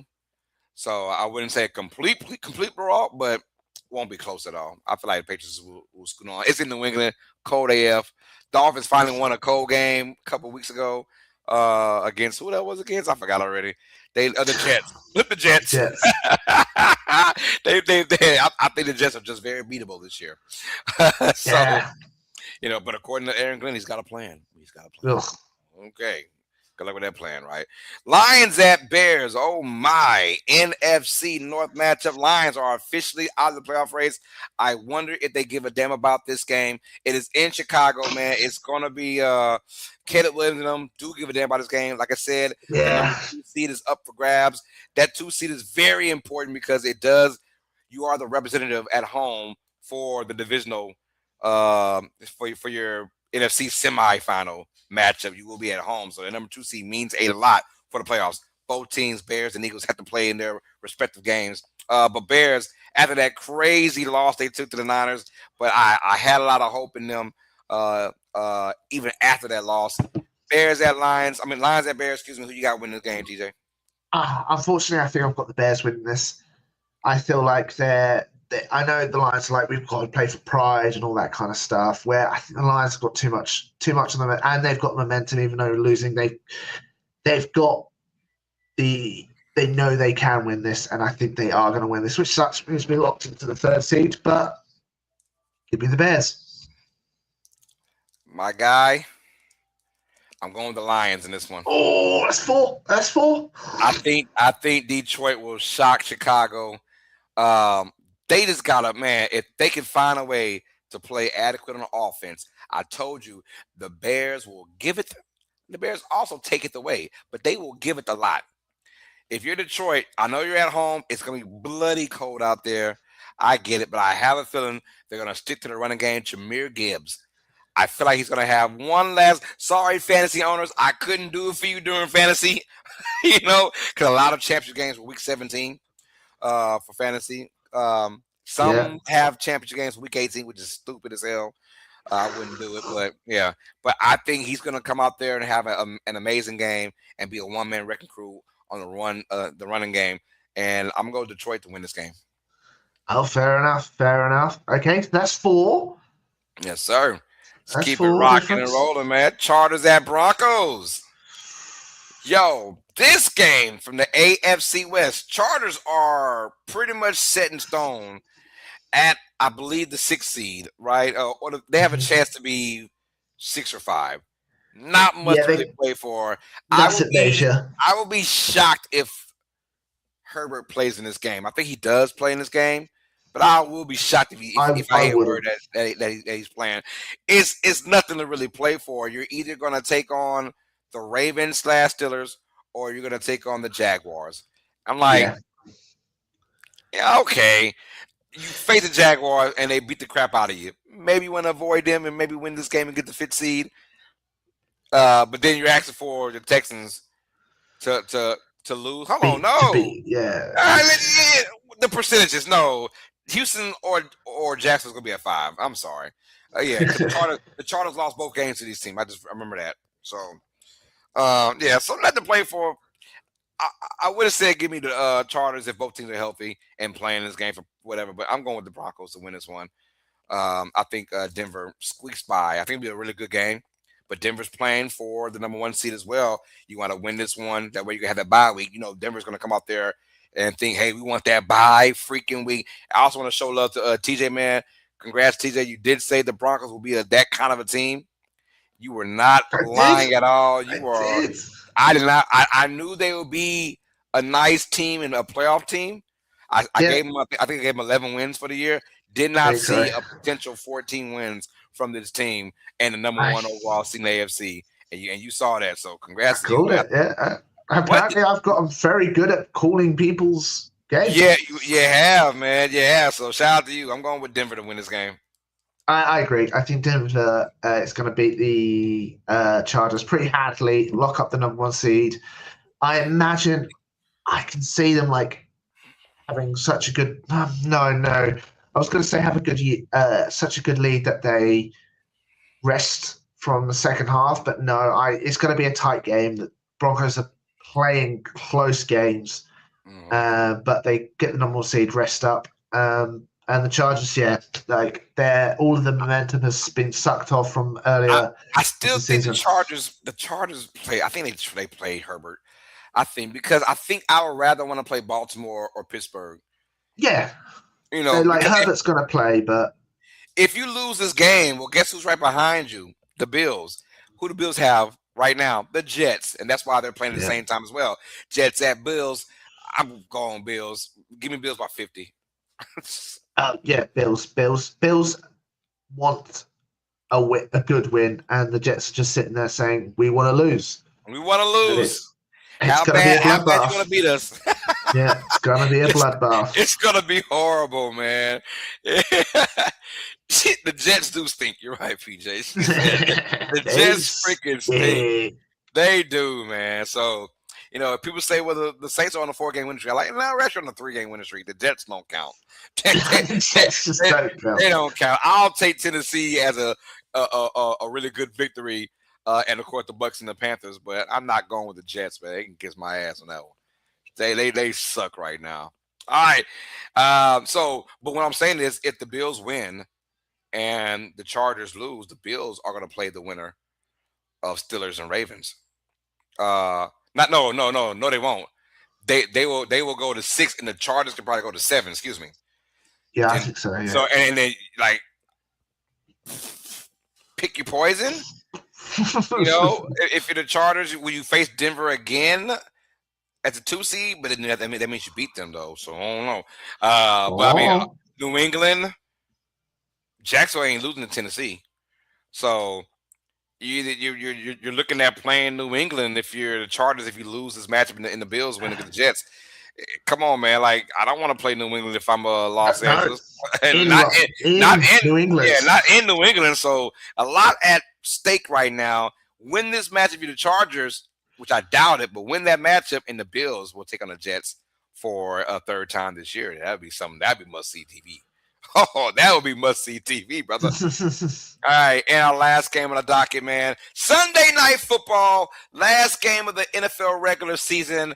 Win or go home, do or die. The winner will be your AFC North champion. The loser is out of there. Baltimore Ravens at the Pittsburgh Steelers. I'm going to cry when I call this matchup, man, because it is the last NFL regular season game of 2025. TJ, there you go. I'm gonna go first. Yeah, this game was tough. Yes, it is tough. No DK Metcalf for the Steelers. No suspension. Ravens, Lamar Jackson come back and they played just stupid. Yep, When stupid. Lamar plays, I don't know, man, but I think, and I could be dead freaking wrong. I think Aaron Rodgers is the difference in this game.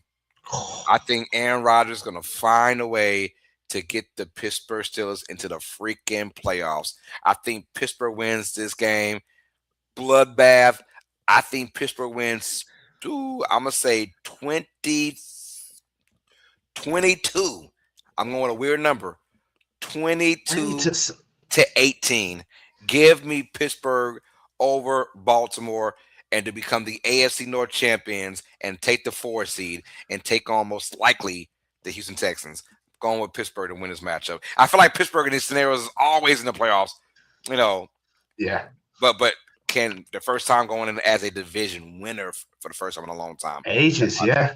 I'm going to go with Pittsburgh, man. How about you, brother? I agree with you. I think Baltimore, they've made dumb decisions. I don't think they're the team everyone thinks they are, even with Lamar Jackson. I think Aaron Rodgers is a difference maker. They have lost Washington. He's got a broken arm. Yeah. But that defense is good. Patrick Queen is going to make Lamar Jackson's life a living nightmare, especially if he tries to run. Mm-hmm. Yeah, I've seen Steelers. It's going to be a bloodbath. Like if this was a fight, someone lose an arm, break a leg, kind of attitude. I think Steelers are going to limp across the line, and it is going to be low scoring, very low scoring. I like your score actually, low 20s, high teens, Mm-hmm. and Steelers beat the Ravens and make it into the playoffs. Crazy work, man. Hey, Yes, indeed. that's how we do it, man. Hey, ladies and gentlemen, that has been our Week 18 picks and predictions. If you want to know who we picked for each game, just go back, rewind it back, y'all. Yeah. Also, our Week 17 recap, we broke down the crazy NFC matchup between the Niners and the Bears. Also, the Texans beating the Chargers on Saturday. We broke down Seattle and their big win over the Panthers. The Vikings knock out the Lions. We talked about that. And the Bills fumbled their chance at the AFC East title. And, of course, Derrick Henry and the Steelers. Derrick Henry and the Ravens take on Aaron Rodgers and the Steelers. That's a big matchup, obviously. Sunday Night Football, the last game of the NFL season in the regular season. Man, I'm so geeked up, man. It's been a good year. It's been a good year. It's been a weird year. Like I said, 2016 returned. But, good year for football. When the number one seeds from the year before, both conferences don't make it to the playoffs, that tells you it's been a crazy-ass year. Yeah.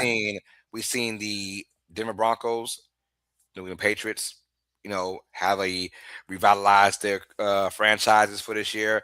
I can't wait.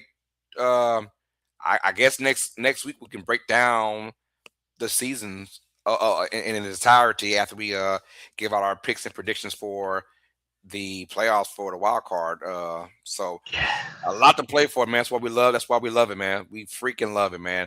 Even this week, both number one seeds. When it comes down to Week 18 and both number one seeds are still up for grabs, that's how you know it's been a crazy ass year. Yes, absolutely. All right. We'll see you guys next week, man, for our Week 18 recap and, of course, our wild card predictions for the playoffs, y'all. I will be going live if you're a fan of the NFL, fan of this channel as well. I will be going live Saturday night for Seattle Seahawks taking on the San Francisco 49ers, and I will be live Sunday night for sure. I might even do Sunday morning Saints and Falcons, depending on how I feel. But for sure, we're doing Saints. We're for sure doing Steelers versus Ravens Sunday Night Football also. So stay tuned for that. And in between that, if you guys love college football as well, I'm going live tomorrow night at 7:30 p.m. Central Time. I think it's 6:30 p.m. Had notification bells turned on, though. We'll find out. I will be live for number 10, Miami Hurricanes, taking on number 2, Ohio State Buckeyes in the quarterfinals. The winner will go to the semifinals in the college football playoff, y'all. So stay tuned for that, man. How are you liking the college football? Loving it. Love it. Now, this is the round right here. This is the round. The quarterfinals, the best 8 teams. the first round, you know, there's a few teams they gonna be gone. You knew that. But this is the round. This is the best round. It's the top 8 teams of the league, in my opinion.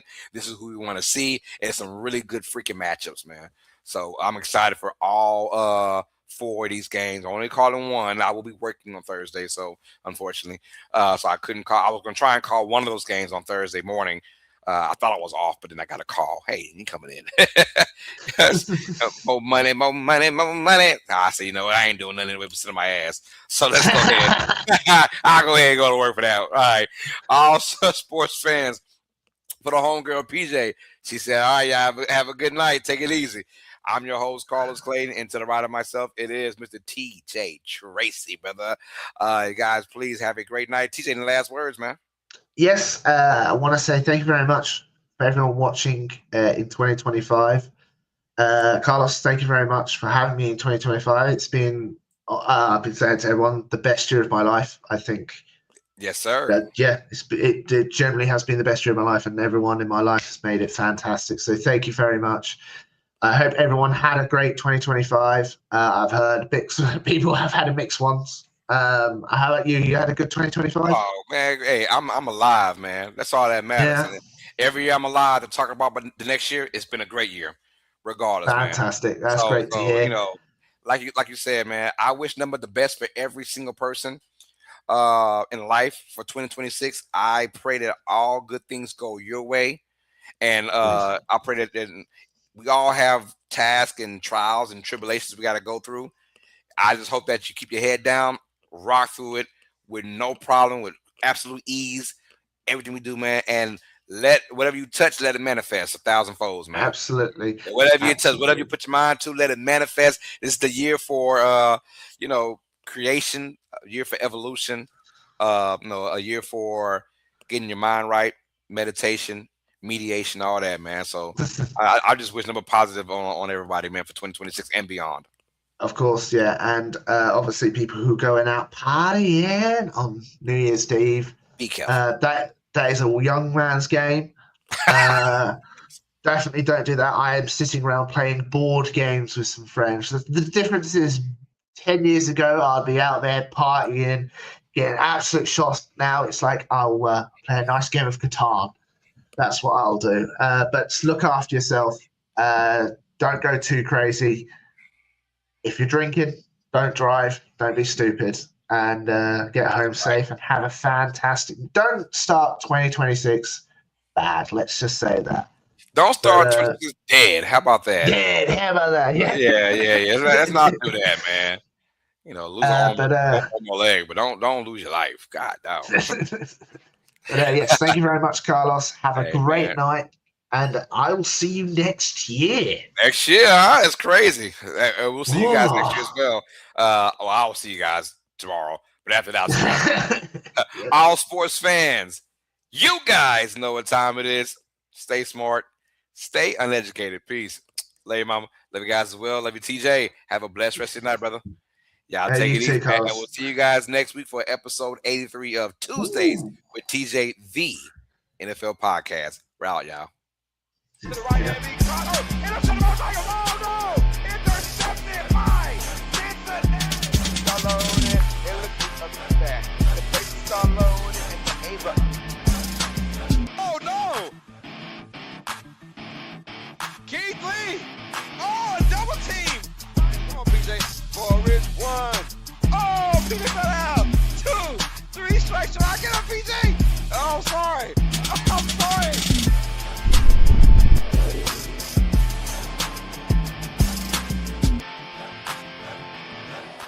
This is Uneducated Sports Talk.